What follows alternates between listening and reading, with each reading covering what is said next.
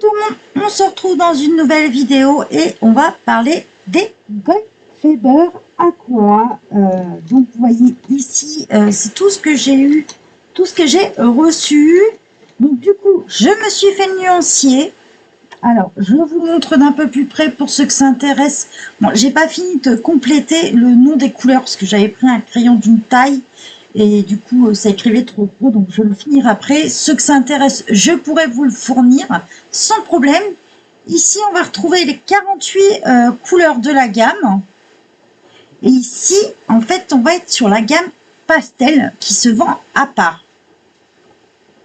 Donc voilà, la gamme pastel, en fait, on va avoir des numéros qui commencent par 400.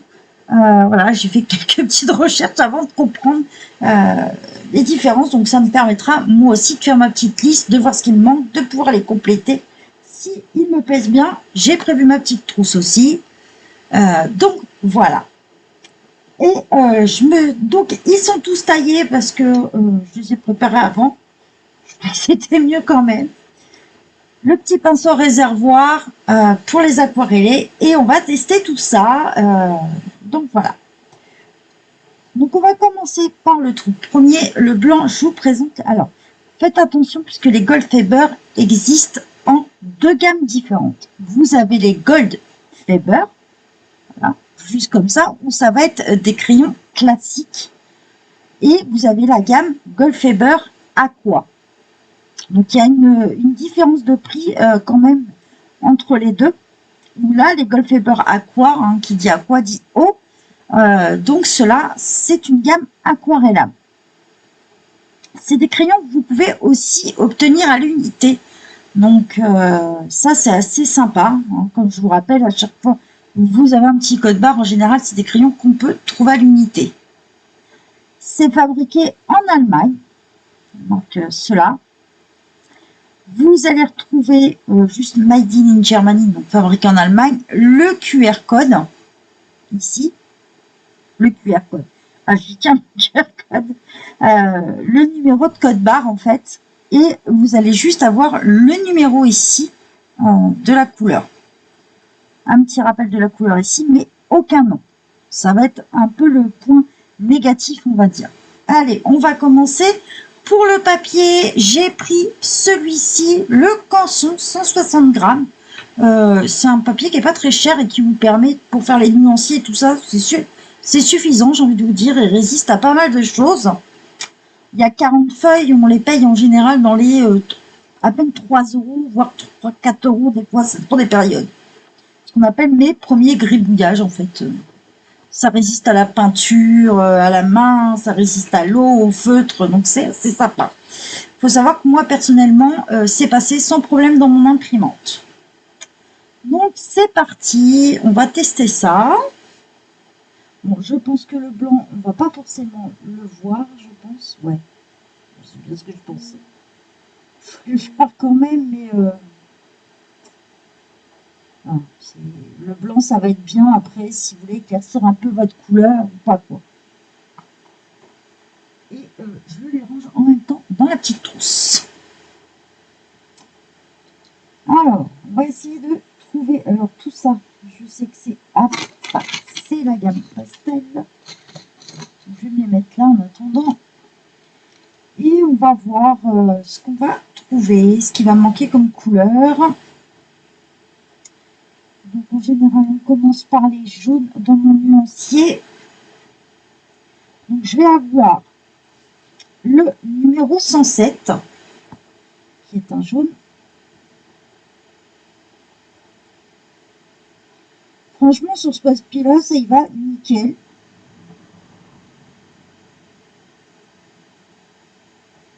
Alors, je vais colorier toute la zone. Alors, j'ai envie de vous dire que même si vous en servez de non aquarellés, ils iront très bien aussi. Hein. Franchement,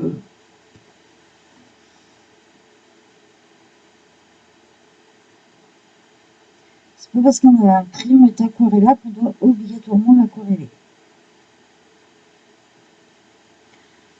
Donc voilà, on va tester, voir ce que ça donne. Une fois aquarellé, je vais en aquareller une partie. J'ai décidé de prendre un pinceau à réservoir pour le faire. Et voir ce que ça donne. Voilà, j'aquarelle toute la partie. Donc on voit bien que ça ressort direct la couleur, le pigment ressort. Ça s'aquarelle super bien pour l'instant, rien à redire. Je vais avoir le numéro 108. Donc là, on est sur un jaune un peu plus foncé. Alors, eux, ils appellent ça Darkadium Yellow.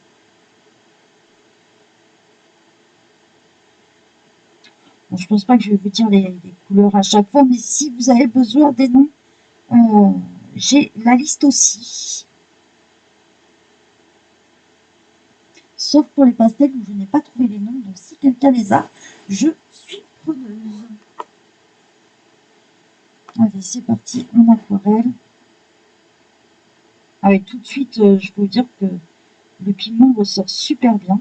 Ah, il s'aquarelle sans problème, il n'y a pas besoin de mettre beaucoup d'eau.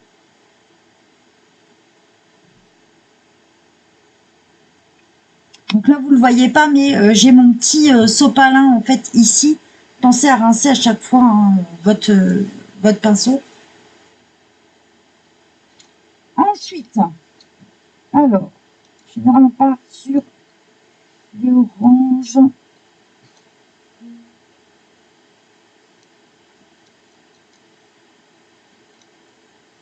Je vais avoir le numéro 115. C'est pas grave si je l'ai fait dans le désordre, je les rangerai après dans ma trousse. Franchement, ils sont assez légers. Alors après, faut aimer le fait que ce ne soit pas des crayons ronds. Je sais qu'il y en a qui aiment bien, d'autres pas. Moi, je trouve qu'on a une bonne position parce que sont hexagonaux, donc du coup, on a un bon aplat. Mais ça ne plaît pas forcément à tout le monde.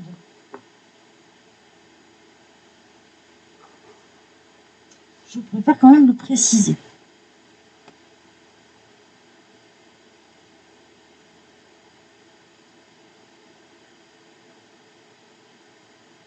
Franchement, c'est une bonne gamme pour le prix, franchement. Moi, je trouve qu'il s'accorde très très bien.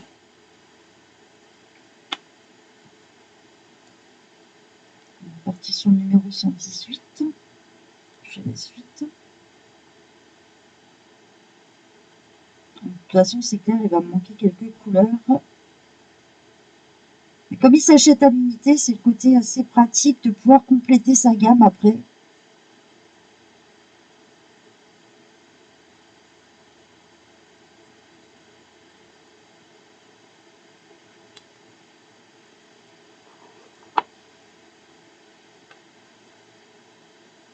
Là, tout de suite, on va partir sur du orange, voire rouge. Plus orange, un peu plus foncé. Mais sur limite sur du rouge. J'aime bien parce que quel que soit le sens où vous allez, il ne va pas laisser de traces, du moins sur ce papier-là. Vous pouvez aquareller dans tous les sens. Il ne laisse pas de traces. Ça, c'est top, ça.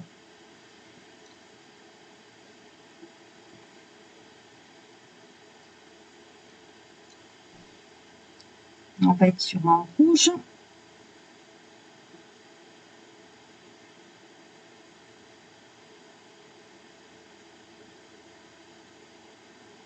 Après, voilà, vous allez être vite limité en couleurs dans cette gamme, puisque, comme je vous disais, il y a 48 couleurs dans la gamme classique. Et après, vous pouvez les compléter juste avec les pastels. Donc, bah, on va être vite limité après, quoi. Bon, je pense que pour débuter, franchement, c'est une très bonne gamme. En général, on les trouve dans les 40-50 euros. Et voire moins quand ils sont en promo. Et à l'unité, bon après tout dépend des magasins, mais c'est des crayons à moins de 2 euros l'unité, quoi. Magnifique.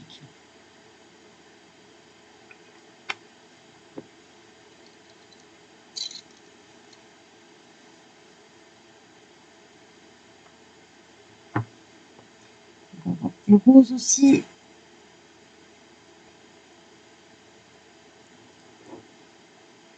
Moi, je trouve qu'ils sont très légers en main. Ils ont une mine assez dure quand même.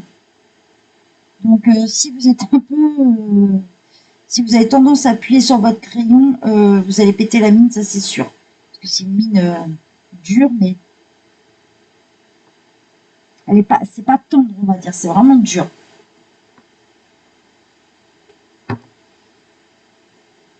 On a un très beau fuchsia.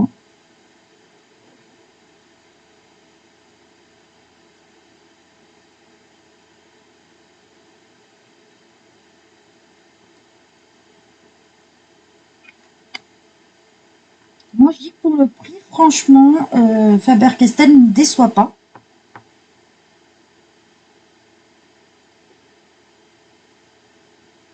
Alors, on est sur une mine, je crois, de 3,3 mm pour ceux que ça intéresse. Par contre, on est vraiment sur de la mine dure. Hein. On colorie très bien. Hein. Ils sont hyper légers en main. On a une bonne prise en main. Et voilà, très dur.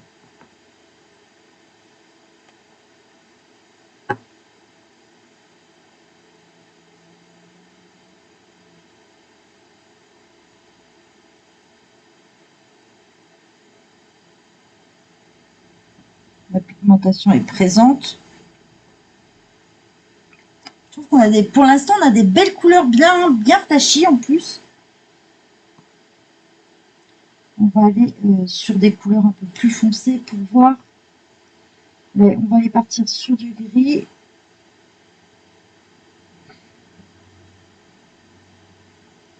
Je dis même si si on s'en sert non aquarellé, ils conviennent très bien aussi. Franchement, ils font leur job.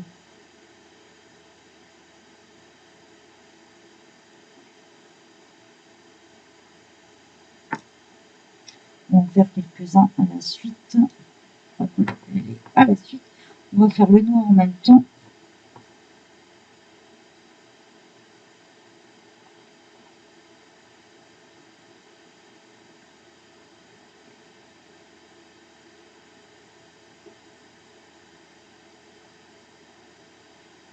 Ils sont vraiment sympas. On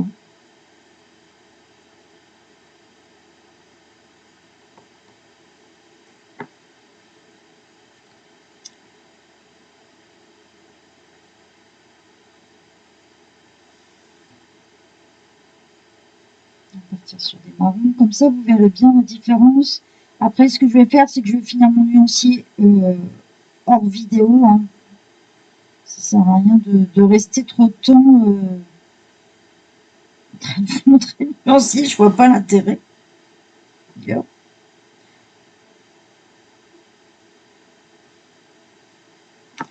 vous montre ce que ça donne une fois aquarellé en plus foncé. Donc franchement, moi je trouve qu'il s'aquarelle très bien. Il n'y a pas besoin de beaucoup d'eau.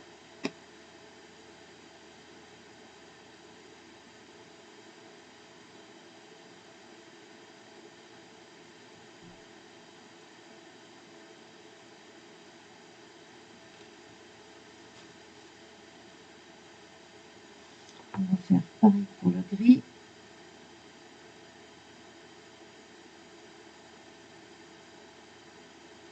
On a du pigment qui est bien présent, quoi. Après, je pense que c'est une gamme, il ne faut pas s'amuser à trop les diluer parce que vous allez perdre tout le pigment par contre. Je pense que le noir, on va pas être sur un noir bien recouvrant. En crayon aquarellable, c'est très difficile de trouver un noir bien couvrant, quoi.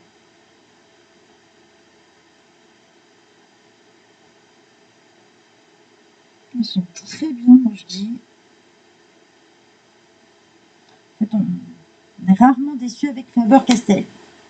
Je finis mon nuancier hors caméra, comme ça je pourrais vous les montrer plus près. À tout de suite. Donc voilà, j'ai fini le nuancier hors caméra. Donc, je vous montre un petit peu ce que ça donne, du moins sur les couleurs que je possède. Vous voyez, on n'est pas déçu pour certaines. On a bien le pigment qui ressort, hein, c'est le cas sur les jaunes, tout ce qui est orangé. En fait, j'ai envie de vous dire, tout ce qui est la gamme de 48, on n'est pas trop déçu. En fait, on a bien, dès que vous allez aquareller, la couleur va bien ressortir, bien être pétante. Donc voilà, il s'aquarelle très facilement. Par contre, le seul truc, c'est que si vous mettez trop d'eau, et ça se voit beaucoup, on s'en rend vraiment compte sur les couleurs les plus pâles, c'est qu'on perd très vite du pigment. Donc, il faut vraiment doser l'eau, en mettre très peu, quoi. Parce que sinon, bah, on perd tout le pigment. Sinon, on a des couleurs assez sympas, hein. On a des bleus assez sympas. Bon, moi, là, j'ai pas la gamme au complet, mais ça vous donne un petit peu une idée. Des verts assez sympas. Par contre, je suis mitigée sur la gamme pastel. C'est-à-dire que quand vous l'aquarellez, moi sur mon papier là, c'est limite, faut pencher l'œil pour voir si vous avez bien aquarellé partout. Parce que entre le fait de passer le crayon à sec et le fait d'aquareller après, eh ben, il y a des endroits où on voit même pas la différence. Bon, après, les couleurs sont assez sympas, elles sont vraiment dans le thème pastel, mais que vous l'aquarellez ou pas, j'ai envie de vous dire, vous ne verrez pas trop la différence. Voilà. Si je devais dire les points positifs, on a des couleurs assez sympas.